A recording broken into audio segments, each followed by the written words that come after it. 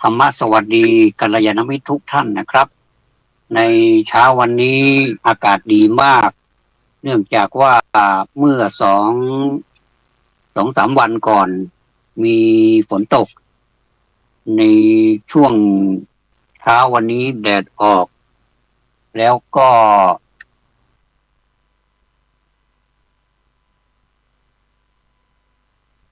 ภารกิจไปทำงานกันตามที่เราได้รับผิดชอบคนที่รับผิดชอบดูแลลูกหลานที่ยังเล็กอยู่ก็ต้องรับผิดชอบไปส่วนการที่จะดูแลกี่มากน้อยดีหรือไม่นั้นก็แล้วแต่เหตุปัจจัยแต่สำหรับเด็กเล็กๆที่เรียกว่าทารกแรกเกิดอันนี้ต้องให้การดูแลเป็นพิเศษขอเป็นกำลังใจให้ทุกท่านนะครับที่มีลูกหลานตัวเล็กๆที่ยังช่วยตัวเองไม่ได้ขออดทนเอานะครับขอกรุณาอดทนเอาอีกไม่นานนะครับวันเดือนปีผ่านไปเดี๋ยวเขาก็เติบโตขึ้นมาแล้วเราก็จะผ่อนจากหนักเป็นเบาในช่วงนี้เขาช่วยตัวเองไม่ได้นี้เราก็บางทีเราไปรู้นะเราไปอ่านข่าวว่ามีคุณแม่ไม่อยากจะเรียกเลยไม่อยากจะเรียกว่าคุณแม่เลยเอาเด็กไปทิ้งที่ไหนไม่ทิ้งไปทิ้งในถังขยะนะมดก็ตอมแมลงก็ตอมมันไม่ใช่ที่ทิ้งบางคนคุณแม่ก็ไปสารภาพเลยบอกว่าหนูเลี้ยงไม่ไหวก็ให้เป็นมูลนิธิจัดการให้แทนอันนี้ก็ยังไต่ตอมเป็นที่ทรมานเด็กก็ไม่มีอะไรก็ร้องอย่างเดียวพอดีมีคนใจบุญไปเจอเข้าก็ได้เอามาเลี้ยงดู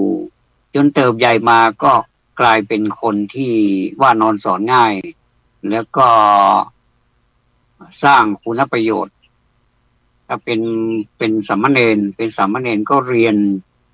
นดีมากเลยเรียนปริยัติธรรมบาลีดีมากเลยอันนี้ก็ทั้งเศร้าและก็ทั้งชื่นชมยินดีในความวิริยะอุตสาหะของสามเณรน้อยๆซึ่งในอดีตนั้นถูกเอามาทิ้งแล้วก็พระคุณเจ้าพระนะครับก็ได้นำเอามาเลี้ยงเป็นบุตรบุญธรรมเป็นเด็กวัดตั้งแต่แรกเกิดจนเติบโตขึ้นมาอันนี้ก็น่าอนุโมทนาเป็นอย่างยิ่งครับผมมีเรื่องของความพอดีมาเล่าให้ผู้ฟังได้ฟังกันนะครับว่าการที่เราอยู่อย่างมีความสุขนั้นมิได้หมายถึงว่าเราพร้อมไปด้วยทรัพย์สมบัติหรือว่าคุณสมบัติอะไรที่มนุษย์ต้องการและมันต้องมีพร้อมก่อนอย่างนี้มันก็ไม่ยอมพร้อมสักทีเลยมนุษย์เราทุกวันนี้นะครับที่ประสบความล้มเหลวเพราะทุจริตคิดคดคอร์รัปชันคนที่ทุจริตนั้นเบื้องต้นดูเหมือนจะเป็นผู้ชนะนะแต่ในระยะยาวเขาจะติดกับดักตัวเองเป็นอย่างนี้ทุกคนนะครับตอนที่เราโกงเนี่ยตอนที่เราคดเนี่ยเราอาจจะได้เงินมาเลี้ยงตัวเลี้ยงญาติพี่น้องแต่เงินร้อยอย่างไรก็เป็นเงินร้อนนะเงินเย็นนะมันอาจจะไม่มากแต่กินแล้วอิ่มนอนแล้วอุ่นเพราะไม่ต้องหวาดผวานี่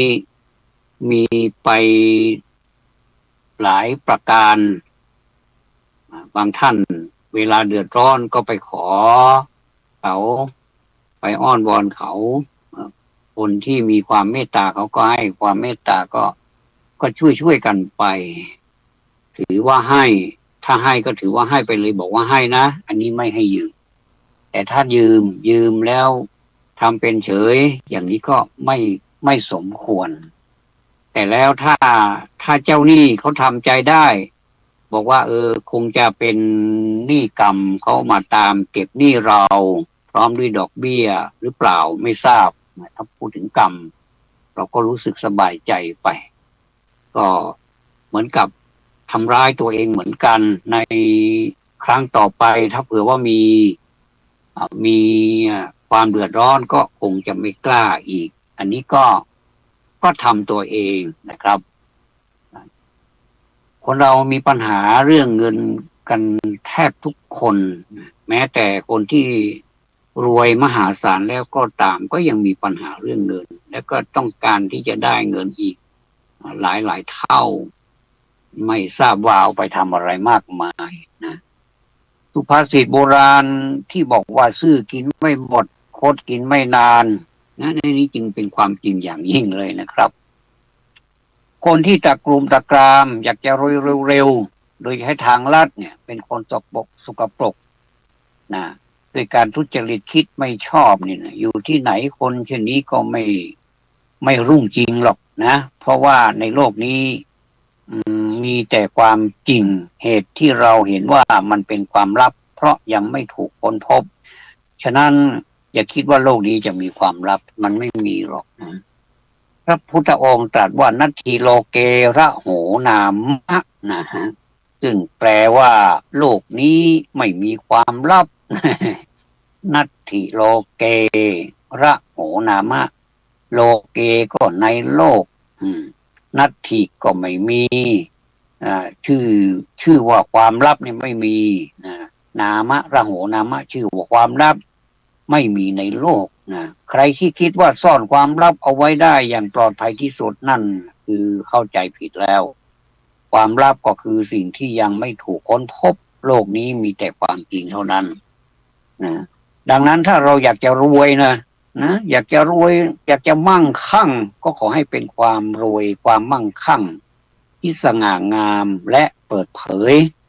อย่าใช้วิธีคิดโคตรทรยศในลักษณะคดในข้องอในกระดูกผมก็เคยอ่านนิทานเรื่องหนึ่งเป็นนิทานนานาชาตินะครับเรื่องมีอยู่ว่าผู้รับเหมาคนหนึ่งทำงานอยู่กับเจ้านายซึ่งเป็นเจ้าของบริษัทยักษ์ใหญ่รับเหมาสร้างบ้านนี่ใหญ่โต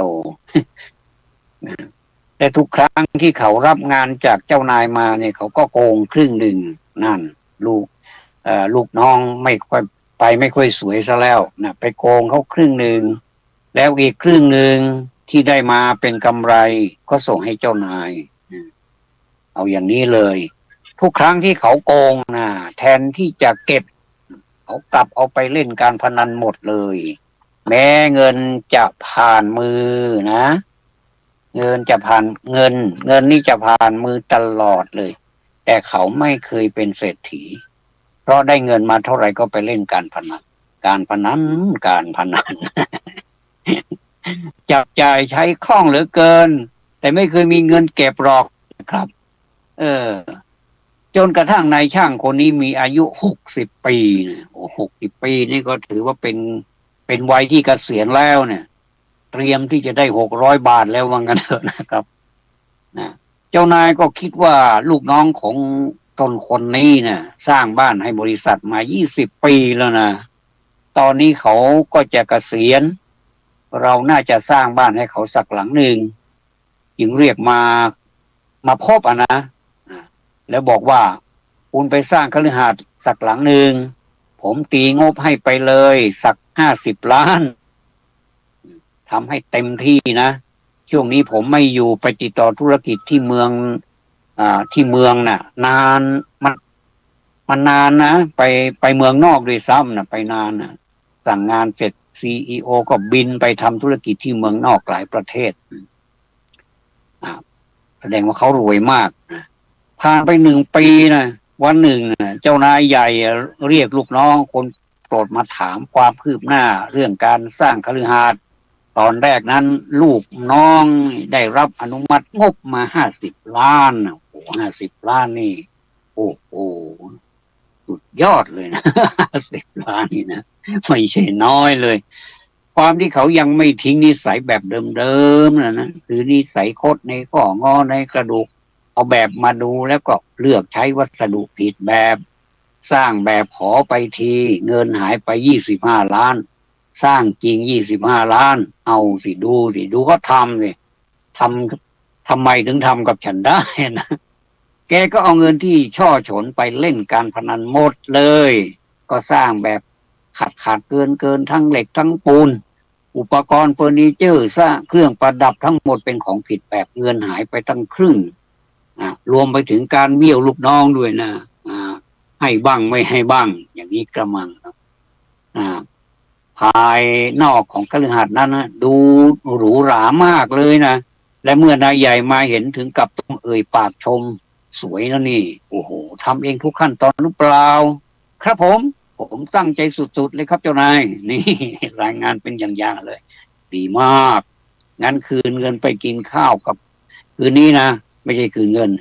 คืนนี้นะเราไปกินข้าวกับผมหน่อยนะเรานะ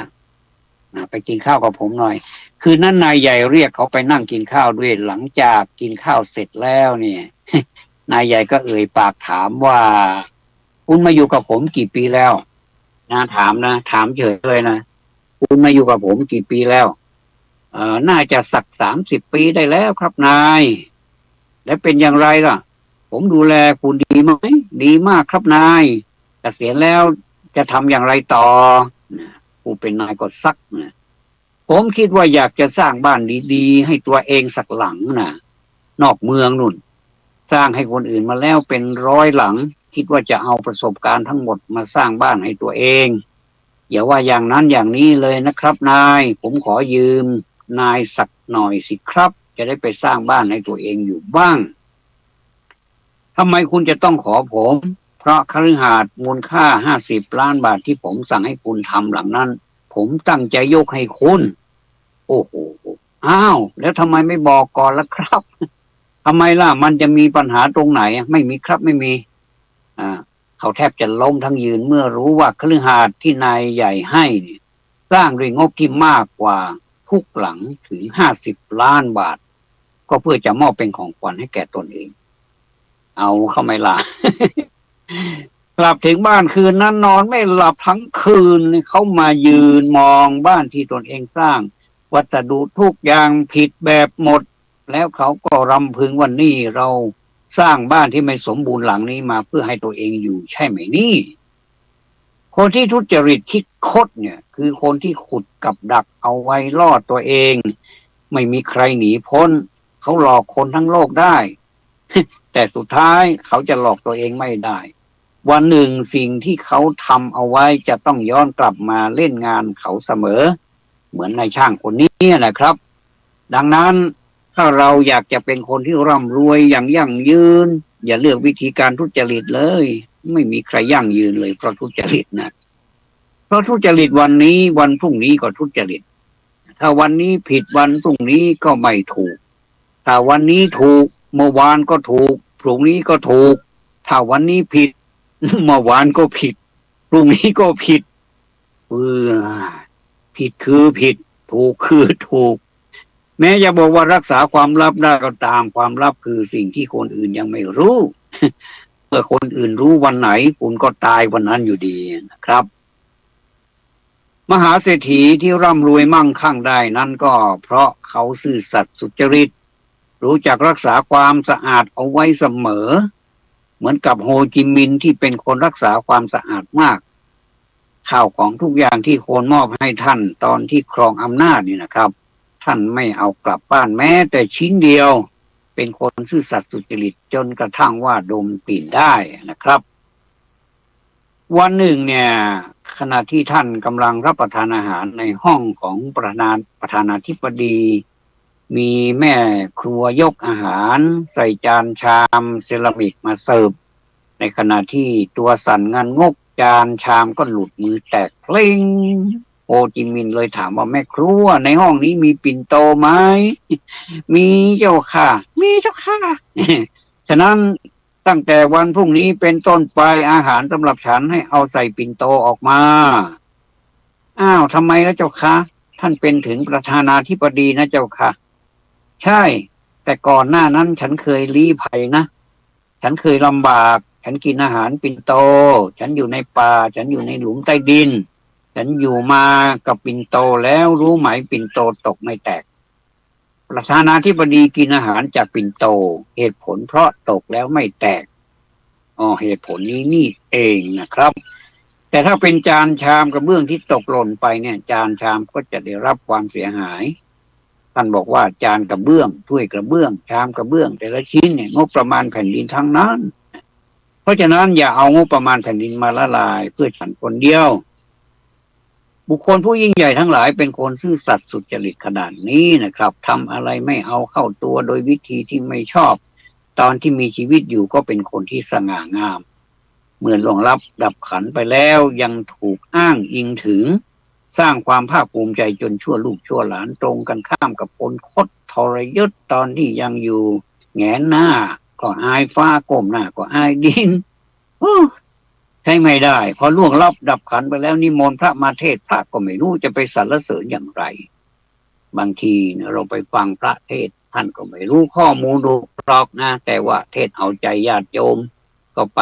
สาธยายสักยาวเลยทั้งที่คุณสมบัติที่พระว่ามันไม่มีสักข้อเลยหรือว่ามีนิดเดียวขยายใจความเหมือนกับกระแต่งกระทู้เลยอย่างเนี้ยนะเพราะฉะนั้นนี่เวลาไปเทศนะมีหลวงพ่อรูปหนึ่งมาบอกให้ผมนะบอกให้ผมตอนนั้นเป็นพระอยู่บอกว่าเวลาจะเทศนะต้องรู้ข้อมูลเขาก่อนนะพอสมควรรู้ข้อมูลในเชิงลึกเขาก่อนว่าเขาเป็นคนอย่างไรผู้ตายนี่เป็นอย่างไรเราควรจะพูดสรรเสริญหรือว่าชมเชยเขาไหมในสิ่งที่เขามีนี่ก็พอละไม่ต้องไปสรรเสริญเกินหน้าเกินตาจนแบบว่าโอ้โหโอเวอร์เกินเนี่ยนะก็ผมก็จำมาบอกว่าเราก็มีความตั้งใจอยู่แล้วล่ะว่าเวลาที่เราจะไปเทศไหนนี่เราจะไม่เทศเกินความเป็นจริงส่วนมากเราจะไปเทศก็เป็นเทศกลางๆนะว่าคนเรานี่มันเป็นอย่างนี้แหละมันไม่แน่เลยสิ่งที่แน่นอนที่สุดก็คือความไม่แน่เกิดขึ้นตั้งอยู่ดับไปเป็นบ้านเช่าที่เราเช่าอยู่พอบ้านเช่าหลังนี้มันเจ้าของเขาจะรื้อแล้วก็ตามหรือว่ามันอาจจะทรุดโทรมนะถล่มลงมาสักวันนะหรือไม่ถ้าไม่ถล่มมันก็เก่าแล้วมันก็ค่อยชำรุดไปทีละอย่างต้องอย่างในที่สุดเราก็อยู่ไม่ได้ชั้นใดร่างกายของเราก็เหมือนกันเมื่ออยู่นานไปเข้อาหารที่เคยอร่อยก็ไม่อร่อยการเดินการเหินช่ำชองชำนาญว่องไวรู้สึกสั่งได้จะวิ่งจะเดินอะไรก็สั่งได้พอแก่เท่าชะแลแก่ชรามานี้สั่งมันไม่ได้แม้ใจมันอยากจะไปแล้วก็ตามใจนี่มันเร็วเลยนะแต่ว่ากายนี่มันไม่ตอบสนองเราจะไปขยันขยอไปด่าไปว่ามันก็ไปไม่ได้อันนี้ก็เรียกว่าเราไม่มีตัวไม่มีตนไม่สามารถที่จะสั่งมันได้ก็อยากจะเทศในลักษณะแบบนี้เป็นกลางแล้วก็พระผู้ใหญ่ก็บอกว่าเทศแบบนี้ดีแล้วเป็นกลางไม่เป็นกรดไม่เป็นแก๊สไม่เป็นอะไรเขาเรียกว่าไม่เขาเรียกว่าไม่เป็นการสรรเสริญแล้วก็ไม่เป็นการตำหนิเป็นการพูดกลางเดี๋ยวนี้นะผมขอแทรกตรงนี้หน่อยนะเวลาโฆษกเวลาพิธีกรหรือว่าโฆษกนี่ก็จะส่วนมากก็จะเป็นผู้ประกาศโดยทั่วไปถ้าเป็นงานศพใหญ่ๆเขาจะจัดโฆษกไว้ผู้ดำเนินรายการเนี่ยหลายคนเป็นโฆษกในงานทั่วไปประกาศจอดรถประกาศขอความกรุณาย้ายรถของท่านขณะนี้รถของท่านนี่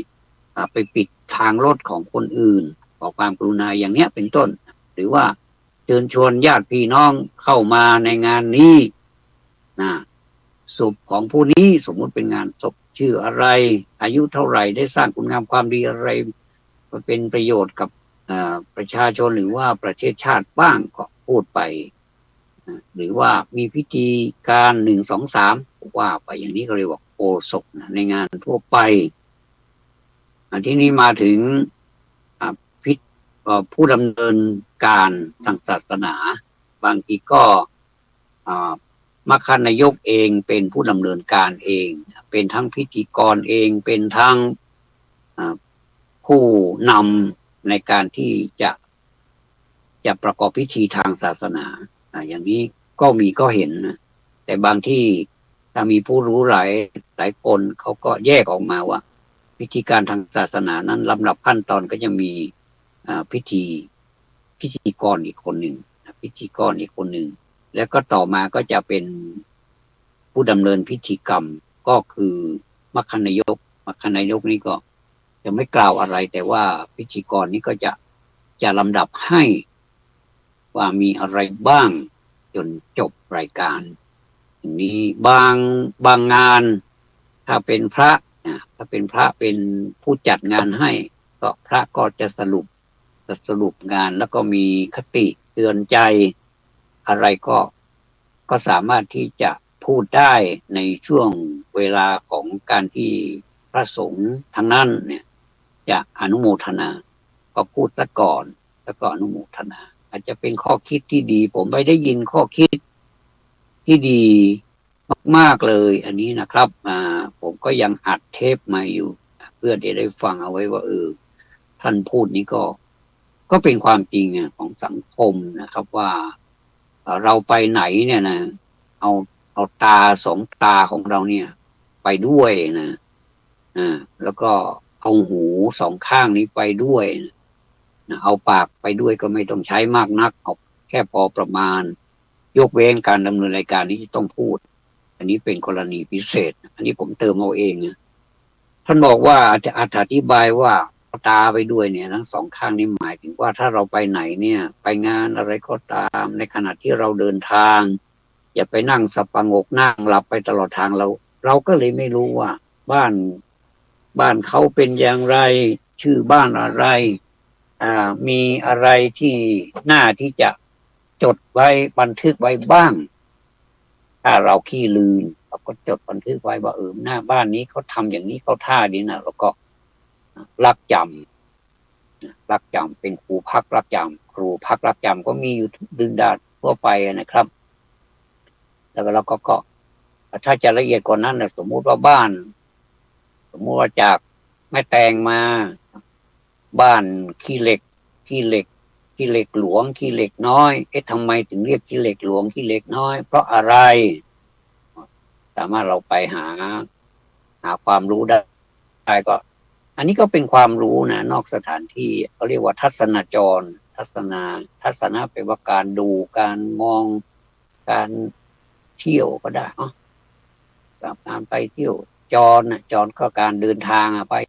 ขึ้นเหนือล่องใต้ไปนั่นไปนี่ไปเห็นอะไรก็กลัวลืมก็บันทึกภาพไว้ถ้ามีกล้อง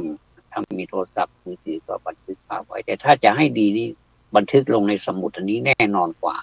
เพราะมันจะได้ออกกำลังกายออกกำลังมือทำให้กล้ามเนื้อมัดเล็กที่มือเนี่ยมันจะได้ไม่ติดกันแล้วก็ได้มีโอกาสที่ขยับขยื่นมือให้มือแข็งแรงอันนี้ก็ดีนะไม่ว่าจะเป็นมือซ้ายมือขวาแล้วแต่ถนัดเราก็จดบันทึกไว้มีสมุดพกสักเล่มหนึ่งมีดินสอมียางลบมีที่เหลาดินสอเอาเป็นว่าเครื่องเขียนนี่เตรียมไปเถอะนะเผื่อว่ามีอะไรก็หยิบขึ้นมาเลยเราอ่านเองเราอ่านเองแล้วก็อ่านเขียนเองอ่านเองแต่ว่าอย่าให้งงนะว่าเขียนไปแล้วทำไมพี่น้องอันนี้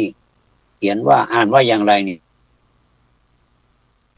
อันนี้ก็เกินไปอีกนะก็ต้องอ่านออกเขียนได้อ่านให้ตัวเองอ่านได้เขียนได้อ่านได้อ่านออกไม่ใช่ว่าอ่านเขียนไปเรื่อยแล้วก็ไปสะกด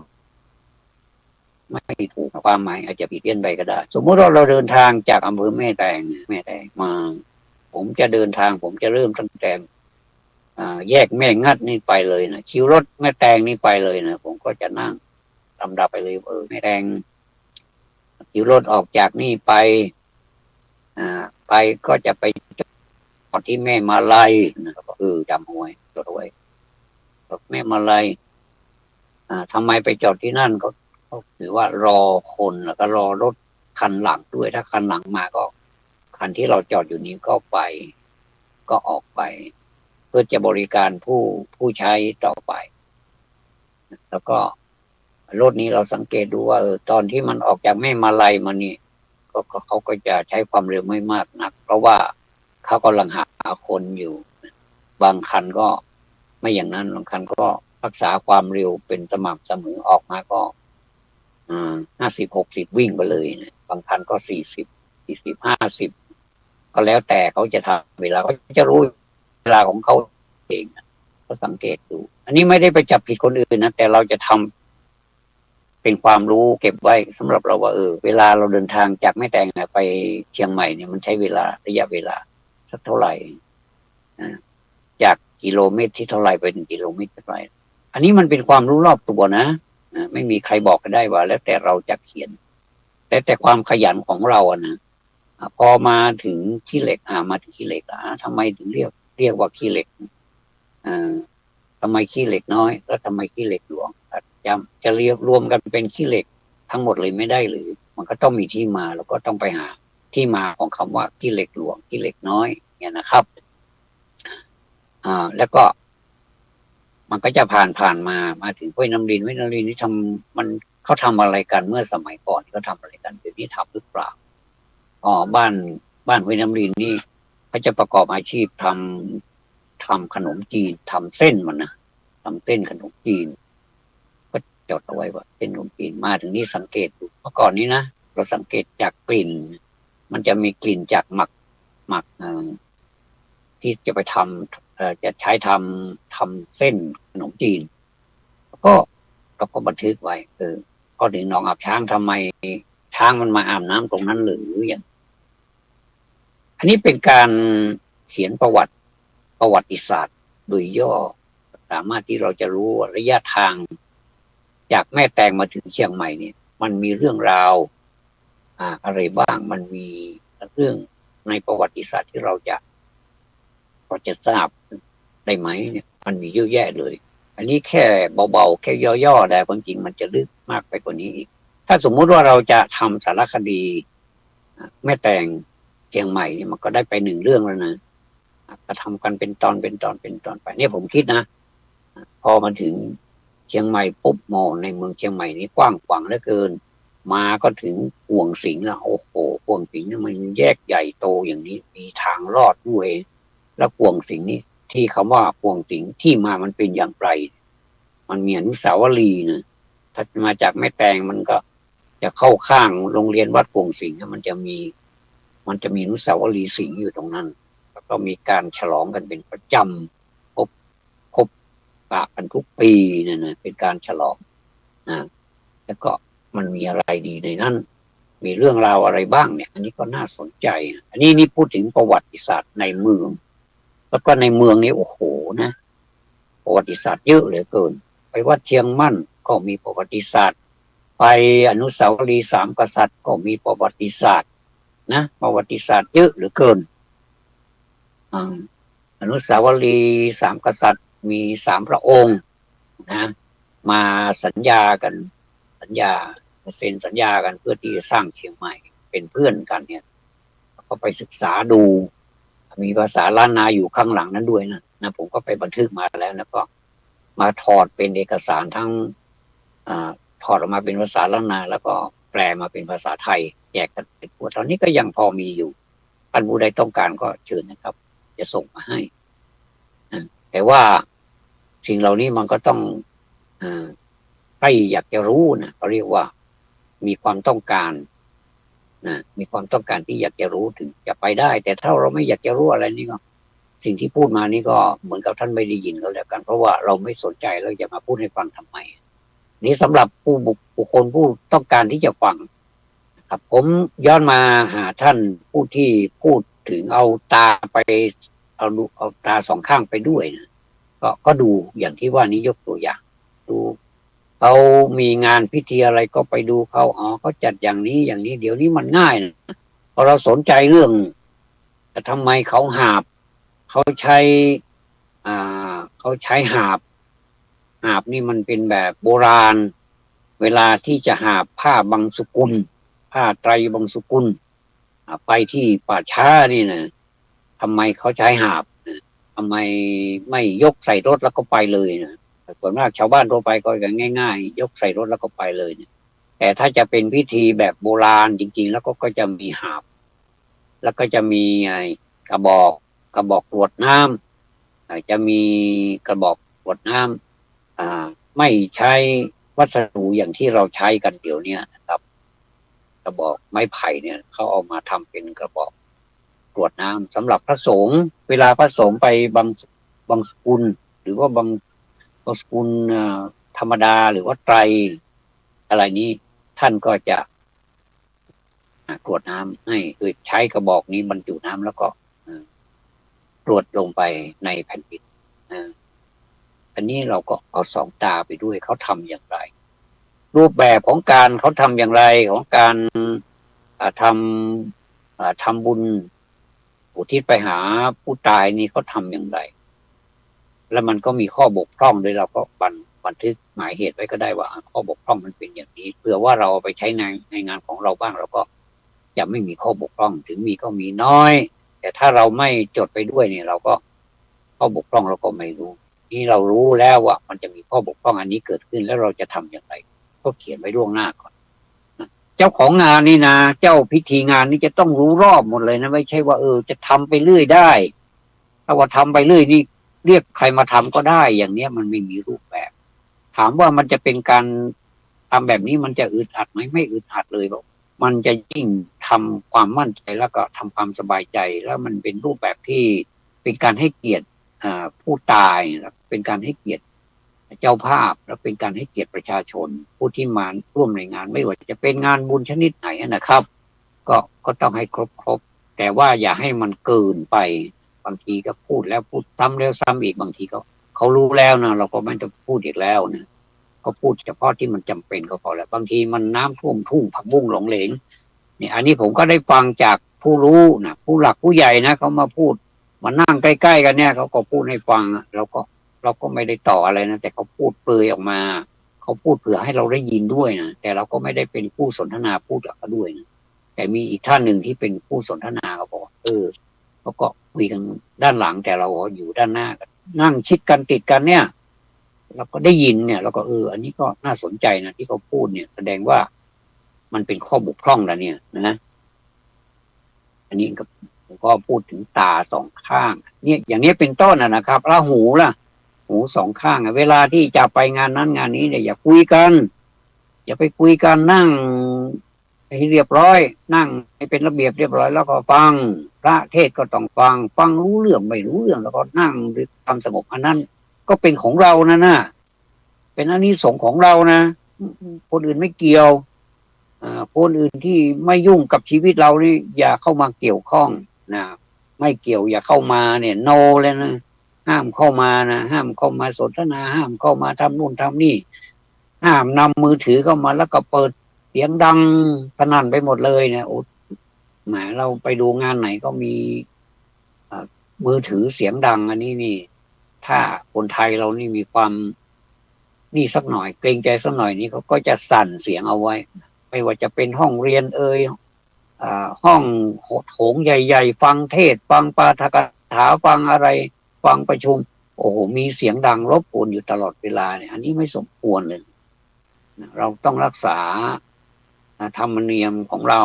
อย่าไปให้รบกวนคนอื่นแล้วก็เปิดสั่นไว้ก็ได้ระบบเปิดสั่นก็มีนะโทรศัพท์เนี่ยเขาก็จะเปิดสั่นไว้แล้วก็ดูพอมันสั่นพอเราได้ยินเนี่ยแล้วก็เคารพที่ประชุมอาจจะยืนแล้วก็โค้งคำนับหรือก็ถ้าเป็นพระสงฆ์ก็ยกมือไหว้สักทีนึงแล้วก็ออกไปอย่างนี้เขาเรียกว่าแสดงถึงกิริยามารยาทที่ได้รับการอบรมบ่มนิสัยมาแล้วนะแต่ถ้าโอ้โหขโมงโฉงเฉงไม่ทราบว่าใครจ้างมาคุยนะอันนี้ผมก็ไม่ได้ระบุเป็นใครนะแต่ว่ามันมักจะเจอนี่ผมก็ชักจะยั่วเหมือนกันนะอยากจะไปคุยให้มันรู้เรื่องเลยนะว่าคุณเป็นคนไทยหรือเปล่าเนี่ยเขาไม่ได้อบรมหรืออย่างนี้นะแต่มันก็ไม่ใช่เรื่องของเราดีไม่ดีเขาชกหน้าเราก็เจ็บ หน้าแหกไปอีกยุ่งอีกนะก็เลยอดทนเนี่ยมันก็คืออึดอัดใจเหมือนกันนะครับท่านไม่ว่าใครก็อึดอัดกันทั้งนั้นนะเพราะฉะนั้นเราก็อย่าทำเองเลยเพราะว่าเขาคนอื่นเขาจะอึดอัดเหมือนกันอันนี้พูดไปก็ทะเลถลายไปหมดแล้วก็หูเนี่ยนะรู้จักฟังธรรมะดีๆพูดอะไรให้เราฟังแล้วเก็บเอาความเอาสิ่งที่เราฟังนั้นมาเป็นของเราอันนี้เขามอบให้แล้วล่ะนะไม่ได้ขโมยมาไม่ได้อธินาทานมาเลยแต่ว่าเขามอบผ่านเสียงมาเสียงเดี๋ยวนี้ก็ฟังชัดนะเสียงนี่พูดที่เดียวนะไมโครโฟนตัวเดียวฟังไปได้ทั่วบริเวณงานเลยเผลอๆก็ออกรายการสดอีกต่างหากถ่ายทอดสดก็ได้ยินกันไปทั้งประเทศทั้งโลกเลยworldwide เนี่ยก็อันนี้ก็ขอฝากเอาไว้นะครับเราเอาหูสองข้างไปด้วยนะและปากล่ะปากทำไมห้ามกันพูดก็ไม่ได้ห้ามนะเอาพูดกันพอสมควรถามไทยกันพอสมควรสวัสดีครับสวัสดีเจ้า ถ้าเป็นคนเหนือสวัสดีครับสวัสดีเจ้าโอ้สบายดีกานี่คนเหนือสบายดีกาสบายดีขอบคุณครับกินดีครับกี่ข้าวละกากี่ข้าวไฮเนอร์เนี่ยเพิ่งมีอาหารการกินอันนี้ช่วงที่ยังไม่ได้ดำเนินพิธีไม่ใช่ว่าจะมาถามกันในเวลาที่ประเทศไม่ใช่เวลาที่คนเขาอธิบายถึงอะไรนี่เราก็จะไม่รู้เรื่องแล้วคนที่นั่งข้างๆเขาก็รู้สึกอึดอัดไม่สบายด้วยเกรงใจนะผมไม่เคยเลยแบบนี้นะยืนยันได้เลยนะก็เกรงใจนะเออแล้วเราก็พูดนะเขาเรียกว่าพูดถูกกาลเทศะนะกาลเทศะก็พูดถูกเวลาเทศะก็พูดถูกสถานที่เขาเศร้าโศกในงานศพอย่างเนี้ยไปนั่งหัวเราะกากนี่อันนี้ก็รู้สึกต้องไปเช็คดูหน่อยนะว่าเป็นอะไรเวลาเขามีงานรื่นเริงกับนั่งหน้าเศร้านี่มันก็ไม่ได้มันอยู่ที่สถานที่ด้วยกาลเทศะนะครับก็พูดพอสมควรอะไรก็ตามที่พูดพอสมควรนะมันก็ดีไปหมดเลยเป็นมัชฌิมปฏิปทาทำอะไรก็อยู่กลางๆไม่มากไม่น้อยเกินไปนะอันนี้ผมขออนุญาตนะที่พูดเอาสองตาไปด้วยเอาสองหูไปด้วยเอาปากไปก็เอาไม่ต้องพูดมากอะไรเนี้ยนะอันนี้เป็นคำพูดของครูบาวัดบ้านเด่นครูบาเจ้าเทืองวัดบ้านเด่น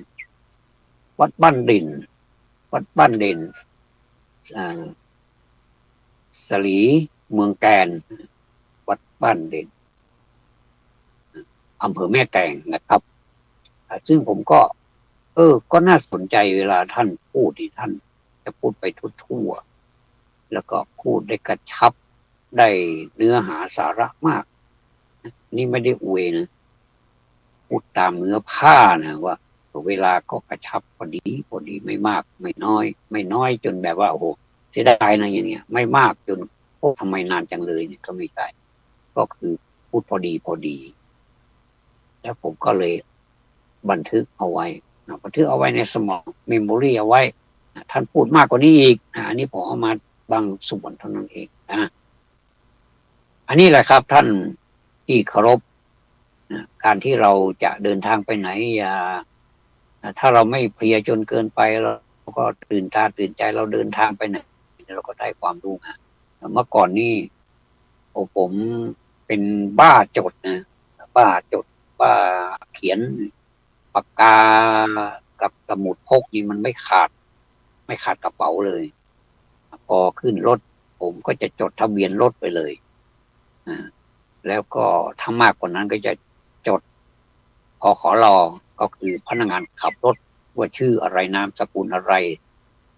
ทะเบียนรถหมายเลขหมายอะไรจากเป็นกทมหรือชมหรือว่าเป็นจังหวัดอื่นๆก็จะจดไปหมดเลยแต่สมัยนี้นี่มันไม่ค่อยจดละเนี่ยแสดงว่าตัวเองนี่เกียจคร้านจดละใช้มือถือถ่ายข้างรถว่า รถคันนี้มันหมายเลขอะไรมักจะมีเลขแล้วก็มีขีดแล้วก็มีเลขข้างหลังอย่างเงี้ยอันนั้นเป็นกลุ่มรถเป็นเครื่องหมายของเขาว่าแล้วก็เรามาเราจะได้ขึ้นรถที่ไม่ผิดบางทีรถมันเหมือนรถนะบางทีไปด้วยกันหลายคณะหลายคันอย่างเงี้ยรถเป็นเกือบ10 คันเนี่ยนะเป็นรถ2 ชั้นรถบัสขนาดใหญ่นะเนี่ยแล้วเขาก็จะเขียนคันที่1คันที่2คันที่3ตัวใหญ่ๆเอาไว้ข้างหน้าผมนี่ไปดูหมายเลขทะเบียนเพราะหมายเลขทะเบียนนี้มันจะไม่เหมือนกันป้ายทะเบียนนะก็ไปดูป้ายทะเบียนแล้วมั่นใจแล้วก็ขึ้นรถไม่เคยผิดเลยไม่เคยขึ้นรถผิดแล้วสังเกตดูนะไม่ใช่ว่าเอาดีใส่ตัวเราเอาชั่วใส่คนอื่นใช่ผมไม่สังเกตดูโอ้โหยุ่งกันเหลือเกินนะไปรถจอดกันแบบแถวเป็นแถวเลยนะคันอื่นก็มาขึ้นคันเราบ้างคันเราไปขึ้นคันอื่นบ้างก็มั่วกันหมดเลยจนคนเขาต้องเตือนอยู่บ่อยๆว่าไม่ใช่คันนี้ไม่ใช่และไอ้คนนี้ก็เขาสลับกันคันที่1ดันไปขึ้นคันที่4คันที่5ดันไปขึ้นคันที่6โอ้โหยุ่งวุ่นวายกันไปหมดเลยนะเขาเรียกว่าไม่ได้สังเกตดูว่าตัวเองรถเบอร์อะไรดูที่คันก็ได้ว่าตัวเองคันอะไรก็จดไปเลยบันทึกไปเลยแล้วก็จดเลขทะเบียนไว้ด้วยเพื่อกันนะเผื่อว่าคันที่1คันที่2นั้นมันเขาเก็บแล้วเราไม่เห็นอันนี้เราก็ลำบากอีกแต่ว่าป้ายทะเบียนรถนี่เขาไม่เก็บหรอกมันก็ติดอยู่นั่นแหละทั้งหน้าข้างหน้าข้างหลังเราก็จดไว้เลยมันไม่พลาดเลยนะไม่พลาดเลยอย่างเนี้ยนี่ก็เรียกว่าไปไหนให้สังเกตไปไหนให้สังเกตอันนี้ทำไมครูบาเจ้าเทืองได้ไปพูดท่านพูดในงานอะไรบางคนก็อาจจะสงสัยเพราะท่านพูดในงานของพ่อครูสมบูรณ์พันธปานะมหาอุบาสิกามหาอุบาสกนะท่านก็จากไปแล้วแม่ครูผู้ชมผู้ชีวิตนะครับก็ท่านจากไปก่อนนะแม่พ่อครูนี้จากไปทีหลังก็เพิ่งทำการสลายร่างไปเมื่อวันที่13 กุมภาพันธ์ที่ผ่านมาคนก็โหล้นหลามคนมากันเยอะไปหมดเลยว่าไม่รู้ว่าใครเป็นใครแล้วก็การทำพิธีก็แบบล้านนาก็ทำเป็นสเต็ปก็ระทึกใจนะครับเขาจะพูดอะไรบ้างนะแล้วครูบาก็สรุปงานให้ฟังว่าเป็นอย่างไรเนี่ยเราก็ได้ความรู้ด้านนี้มาเหมือนกับเราฟังทำไปอีกกันหนึ่งเทศการเทศไปอีกการหนึ่งและครูบาก็เป็นผู้เทศนำศพไปสู่ป่าช้านะเขาเรียกว่าเทศหน้าปราสาทเทศเดินไปคนก็จูงกันไปจูงก็คือใช้เชือกนะครับใช้เชือกแล้วก็เป็นปราสาทเขาเรียกว่าปราสาทแบบล้านนาถ้าจะทับศัพท์ก็ปราสาทหลังเปียงก็เป็นแบบล้านนาประดับประดาสวยงามก็แสดงว่าปรากฏว่างานนี้สำเร็จรุ่ล่วงไปด้วยดีแม้จะเป็นอุปสรรคมีอุปสรรคก็เป็นเพียงเล็กน้อยเท่านั้นเองแต่โดยเนื้อหาหลักๆแล้วไม่มีอุปสรรคเพอร์เฟกต์ไปหมดเลยนะแล้วก็เข้าที่เข้าทางกันหมดเลยทำงานเข้ามือกันมากเลยอันนี้ท่านครูบาก็บอกว่าถ้าจะฟังก็ให้ฟังคนเดียวเท่านั้นอันนี้ผมยอมรับนะว่าเวลามีอะไรเนี่ยอย่าไปถ้าเข้ามือกัน4-5 คนอย่างที่พูดมานะว่าโฆษกก็คนหนึ่งพิธีกรก็คนหนึ่งมัคคณายกหรือว่าอาจารย์นี่ก็คนหนึ่งอย่างเนี้ยถ้าเจ้าภาพก็พร้อมนะก็มอบให้เป็นคนไปคนอ่านคนที่อ่านประวัติหลังก่อนที่จะประชุมเพลิงเนี่ยก็อีกคนหนึ่งโดยมากเราจะเป็นญาติหรือว่าเป็นลูกเลยหรือว่าเป็นใครก็ได้แล้วแต่ที่รับมอบหมายแล้วก็จะจัดเป็นอย่างไปแล้วก็งานมันก็เดินไปนะแทนที่จะใช้เวลามากกว่านี้ก็ลดเวลาลงมาทำแล้วก็พอทนได้เพราะเราเข้าใจแล้วว่างานนี้มันต้องใหญ่แน่นอนดูรูปลักษณะของงานแล้วมันใหญ่จริงๆถ้าเราไม่อดไม่ทนแล้วก็จะไม่ได้วันนั้นผมก็จัดดำเนินรายการแบบสดๆภายในงานนั้นด้วย ที่วัดเมืองลังนี่ก็พูดให้พวกเราได้ฟังกันนะครับว่าเอาตาไปด้วยสองข้างเอาหูไปด้วยสองข้างแล้วก็เอาปากไปด้วยมีคำพูดตลกบอกว่าไปซื้อเครื่องเสียงให้เขาฟังสิคนหนึ่งก็บอกว่าฟังไม่ได้ทำไมฟังไม่ได้ก็มีเงินตั้งเยอะนะอ้าวเขาฟังไม่ได้เขาหูหนวกอ้าวก็ไม่บอกว่าหูหนวกฟังยังไงก็ฟังไม่ได้ก็ต้องดูเป็นรูปเอาแล้วก็ดูปากดูปากอันนี้ก็เป็นเรื่องเป็นราวที่ผมนำมาเสนอในวันนี้นะครับอันนี้ก็1 คนโกง100 คนแวดล้อมเดือดเนื้อร้อนใจโดยทั่วหน้านะ1 คนซื่อสัตย์100 คนแวดล้อมยินดีปรีดาทั่วหน้า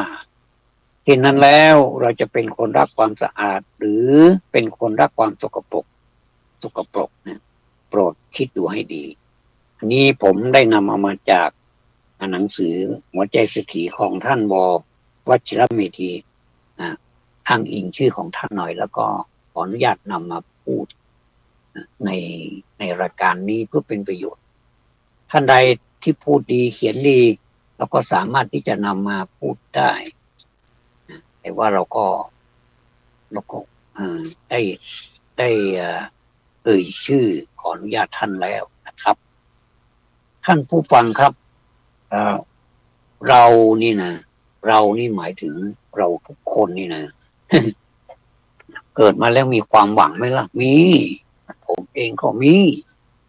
แม้แต่คนที่เป็นเศรษฐีก็ยังมีความหวังอยู่ก็ยังต้องการมี100 ล้านก็อยากจะได้มากกว่านั้นอีกอันนี้เป็นธรรมชาติของคนเราไม่ต้องไปว่ากันมันมีอยู่แล้วก็อยากให้มันมีและแม้แต่การให้พรผู้ใหญ่ให้พรไปทั่วไปลูกหลานก็ดีคนที่เคารพนับถือไปอวยพรในงานวันเกิดก็ดีหรือว่างานอะไรก็ตามผู้ใหญ่ญาติผู้ใหญ่นี้มักจะให้พรแบบนี้บอกว่าแม้แต่รวยแล้วก็ให้รวยอีกมันก็